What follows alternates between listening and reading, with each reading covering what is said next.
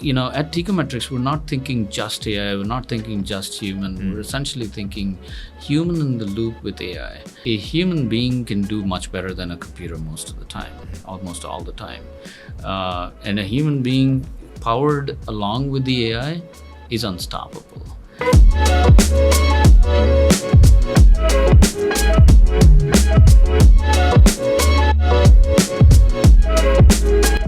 All right, well, Veeru, Yes. it's a pleasure to have you. Thank you. We met for the first time in person on this trip, and it's been fantastic to just talk with you about Teikametrics, about yourself, about your vision for the future. And so this conversation largely is two halves, like we've talked about before we started recording. First, just your path into Teikametrics, however you define that. Second is breaking down technology of Teika. So your vision of the future of Teika Tech, largely that being AI, but other things as well. So really to kick off the conversation, let's start kind of at the beginning of this path to Teikametrics. However you define that, where does that path start for you? Well, it starts with basically who I feel as an engineer I am. So, for a long time in my career, I've been working on optimization algorithms.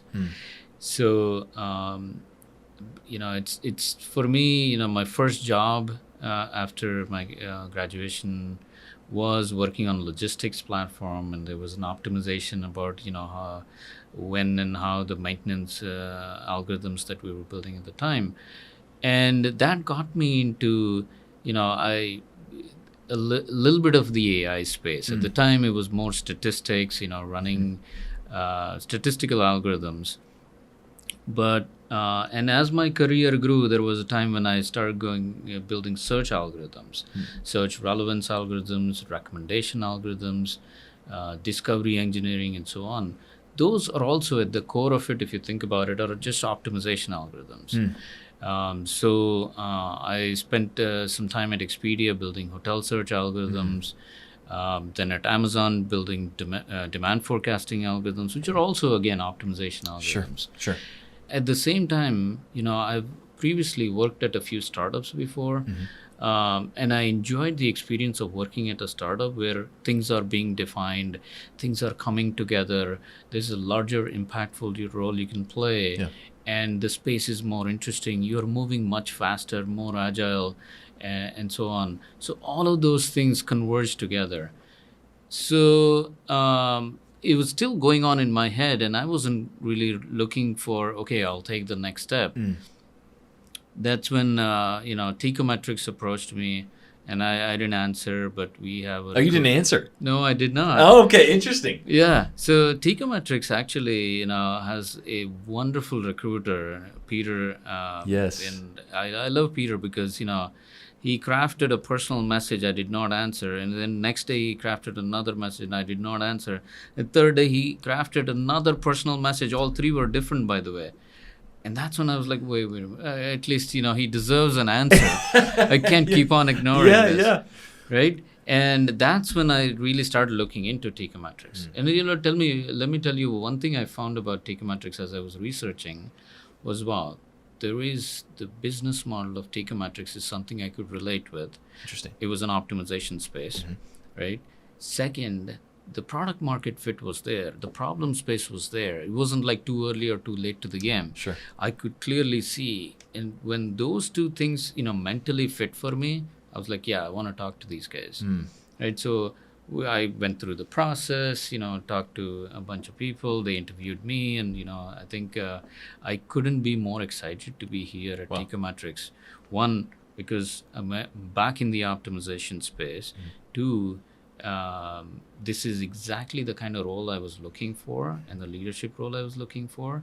And three, being in a startup where, the tech is still coming together, the product is still coming together, there is so much of room for opportunity, so many things that we can do for our customer. It's an exciting space. Talking about the transition, or talking about Teikametrics specifically now, talking about technology, but also the problem itself. I feel like I want to go towards defining this problem or problems that you're optimizing for. Okay. Right? What are the biggest problems that you're working towards solving? Yeah. So e-commerce industry, it's been blowing up for a while now, right?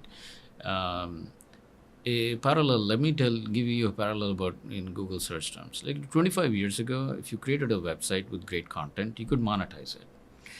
Well, today, unless Google puts you on the first page with the right set of keywords, you're essentially invisible to the internet. Yeah. The same is the problem in e-commerce today as well. In all these demand marketplaces like Amazon and Walmart and eBay and Alibaba and so on, right? Where about 10 years ago and maybe even 5 years ago, if you were a seller, you had good brand recognition and so on, and you were selling these products on these demand marketplaces, you could build a good business there, right? You could get the buyer interest and the buyer attention. Today, that isn't true. Unless Amazon puts you on the first page for the right set of keywords the buyer is searching for, you're essentially invisible to the buyer. Yeah. Right? So what we're doing, one of the first things that we're doing is essentially optimizing their ad spend, their marketing dollars, to get them the right buyer interest on these demand marketplaces. Right? That's on the demand marketplace side. Yep. Now, it doesn't stop there. If you take a look at the life cycle of a product that a seller is selling, right, there are so many areas where, okay, which product should I sell? There's research there, and there is optimization we can do to help them figure that out as to where the arbitrage is and where things are changing and so on, who to source it from, how much to buy it at, what price to set, this price optimization, supply chain optimization. We do forecasting for our sellers, our customers' inventory, based on the demand that they're going to get on all these marketplaces, and essentially give them reorder guidance. So there's inventory placement guidance. It's like where you should place your inventory so that you are able to win the buy box on these demand marketplaces. Wow. There are so many areas, if you think about the life cycle of a product, where a seller can continue to optimize their business and grow their business faster, because the competition is so high today. If you take any category now, you have tens of thousands of sellers who are like, hey, we're selling this product. How do you break out of that? Unless you have the advantage of a AI-based optimization platform like ours, it's going to be very difficult for a seller to be able to succeed. How much room do you think sellers have to grow still? I feel like there's this feeling that some sellers have, perhaps, where there's a ceiling of optimization for products, right? How high does that ceiling go? I think I don't see it from that. I see this world, especially the e-commerce world, from the perspective of abundance.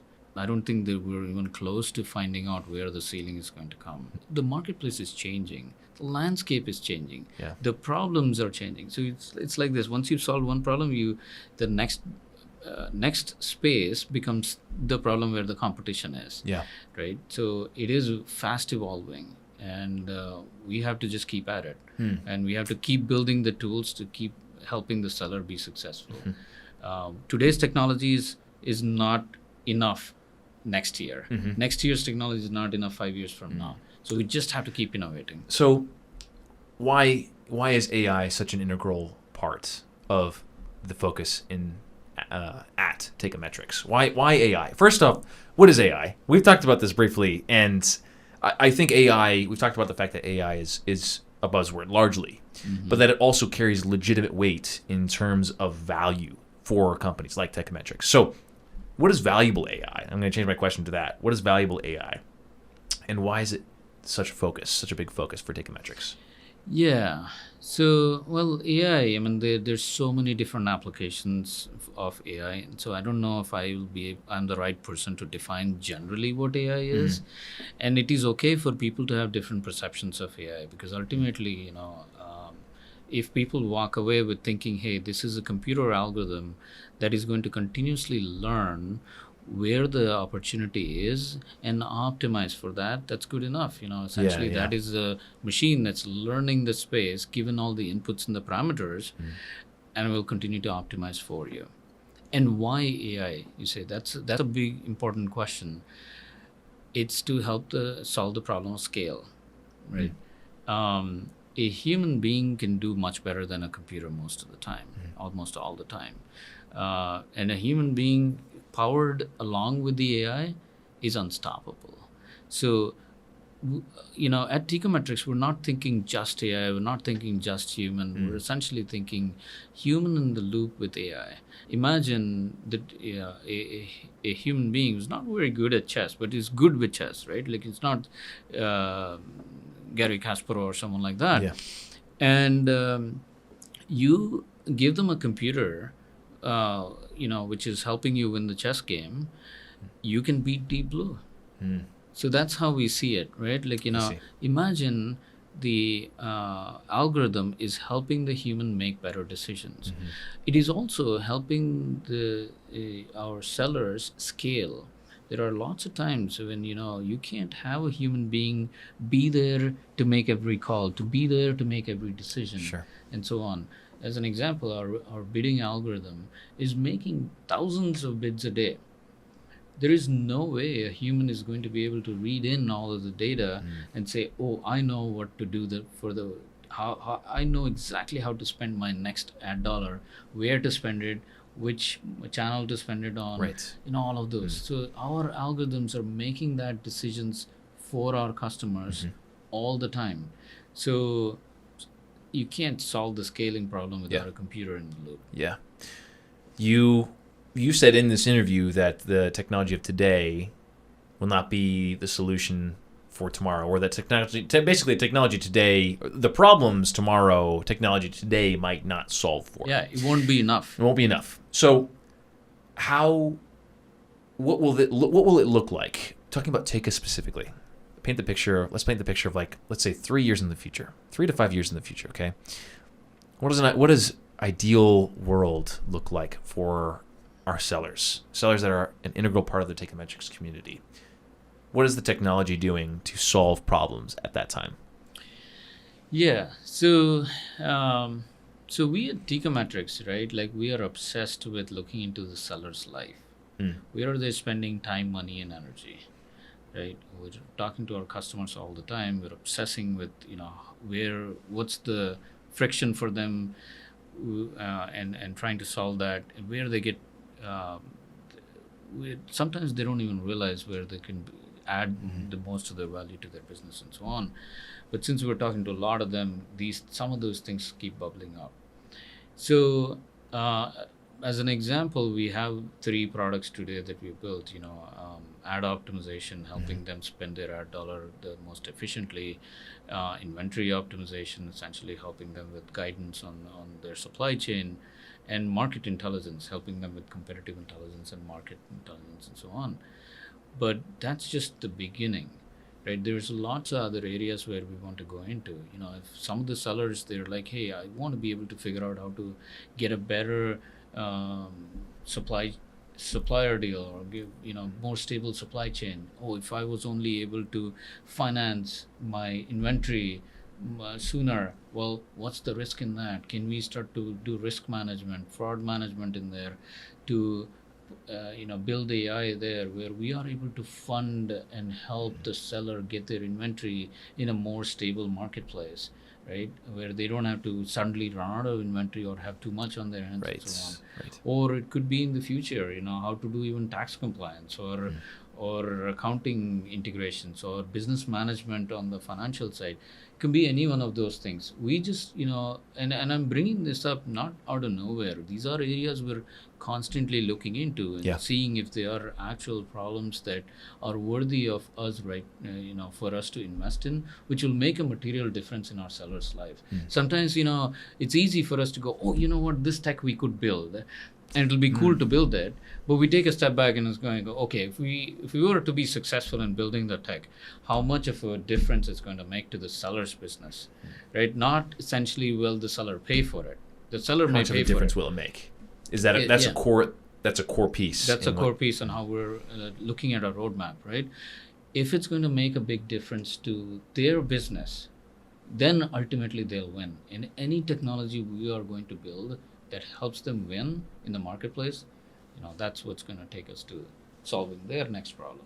Talking about Teikametrics specifically, optimization. Your path here is really interesting. And I see that you're obviously you're good at what you do, and I sense that you're having a great time doing it here. I love it. So I'm curious why. So I saw the path that brought you here, but why have you chosen to stay as a part of Team Ticketmetrics? What really keeps you here, integrated into the system and pushing forward? Yeah. So what gets me going, I think it's the people that I'm working with, my team, my peers, Alistair, the founder, the space that we're in, the fact that we are actually making a difference.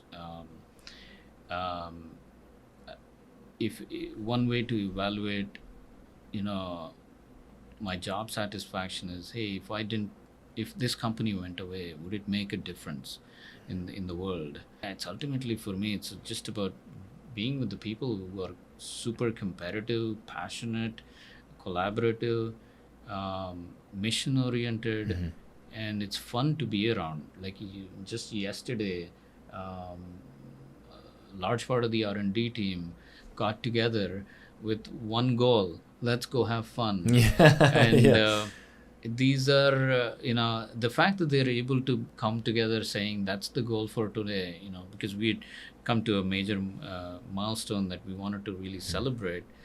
And that speaks volumes in an environment like this, where in a pandemic, when we're traveling from a bunch of different places to essentially connect with each other, there's a healthy respect for each other in the team. I think ultimately that's why I'm here, and why I'm going to be here, is the people that we've assembled together. Well, Veeru, thank you so much for taking time to be here. It's been a blast getting a bit of your story, the picture of who you are, how you came here, why you're here, why you stay, but also what you're working towards. I really appreciate how much of impact is held at your core, impact on the world, impact of the people in it. So thank you for taking time to be here. It's been a pleasure. Well, thank you. It's a pleasure talking to you.